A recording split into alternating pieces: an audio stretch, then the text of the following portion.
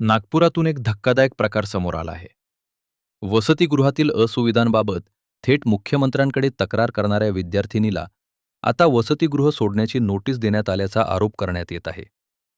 गरीब शेतकरी कुटुंबातील आकांक्षा उके ही सावित्रीबाई फुले वसतिगृहात राहत होती.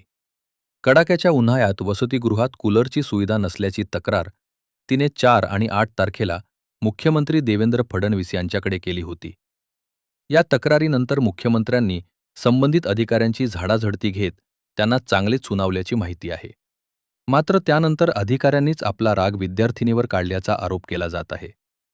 ट्रेनिंगला नोकरी दर्शवत आकांक्षा उके हिला वसतिगृहाबाहेर काढण्यासाठी नोटीस बजावण्यात आली.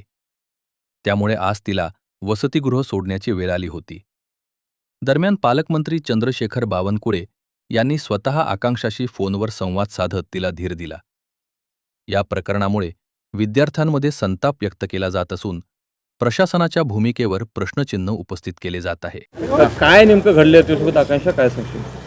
आम्ही जस्ट कूलरसाठी CM सरांकडे गेलो होतो, म्हणून या मॅमनी आम्हाला म्हणजे हे केलं, टॉर्चर केल्यासारखं. आणि पर्सनली जाऊन कॉलेजला वगैरे जाऊन त्यांनी म्हटलं की ही मुलगी अशी करत आहे, या लोकांकडे गेली कूलरच्या संदर्भात, हे तिला शोभत नाही.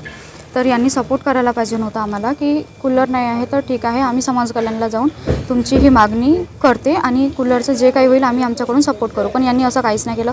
उलट आम्हाला म्हटलं की तुम्हाला नसेल पटेल तर तुम्ही घरी चालले जा. तर आम्ही CM सरांना म्हटलं की सर आमच्या इथे कूलरचं म्हणजे रूल नाही आहे आणि टेम्परेचर खूप जास्त वाढत आहे, तर आम्ही नाही राहू शकत आणि आमची एक्झाम पण आहे. तर त्यांनी 600 कूलर डिक्लेअर केली की आम्ही विदर्भातील सर्व गर्ल्स हॉस्टेलला आम्ही 600 कूलर देऊ म्हणून.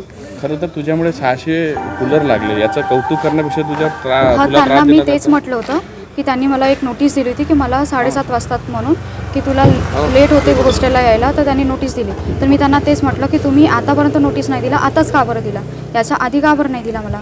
तर तुम्ही एकदम पर्सनली जाऊन म्हणजे हे कूलरचं मॅटर घेऊनच कशाला हे करत आहे. तर त्या म्हणत होत्या मला की हे तू केलेलं म्हणजे बरोबर आहे का, तू CM सरांकडे गेली असं वगैरे. म्हणजे एकदम इगो हर्ट झाल्यासारखा त्यांचा की आम्हाला न सांगता हे सर्व करण्यात आलं. तर तुला आता नोटीस बजावली आहे, काय नोटीस बजावली आहे, त्याचा काय उल्लेख केला आहे? की त्याच्यामध्ये की मी नोकरी करते म्हणून, आणि ते नोकरी नाही, ॲज अ इंटर्नशिप आहे आणि 1 इयर ती करावीच लागते, कंपल्सरी राहते. आणि त्याचे मार्क्स राहतात प्रोजेक्टवरती आणि ते आपल्या मार्कशीटमध्ये पण ते म्हणजे शो होतात की नाही यांनी ही इंटर्नशिप केली होती म्हणून. बरं, आता तुला कुठंतरी पालकमंत्री महसूल मंत्री बावनकुळे यांचा फोन आला आहे, त्यामुळे तुमची भीती कुठंतरी आता निघाली आहे. त्यांनी काय आश्वासन दिलं तुला? की घाबरायची काहीच गरज नाही आहे, आम्ही त्यांच्याशी बोलू. आणि त्यांनी म्हणजे चांगलं समजून घेतला माझा प्रॉब्लेम काय आहे काय नाही आहे, म्हणजे एक चांगली पर्सन म्हणून. तर त्यांनी म्हणजे सोल्युशन दिलं आहे. तुझी भीती निघाली आता? हो. ज्या पद्धतीने तुला त्रास दिला जातो आता ती त्रास वाटते का तुला? रूम खाली करायची गरज पडेल? नाही, मला नाही वाटत की आता हॉस्टेलमध्ये सोडायची वेळ येईल म्हणून. आणि माझी एक्झाम पण चालू आहे त्याच्यामध्ये. म्हणजे पालकमंत्र्यांचे आभार मानतील? हो, थँक्यू म्हणणार ना त्यांना.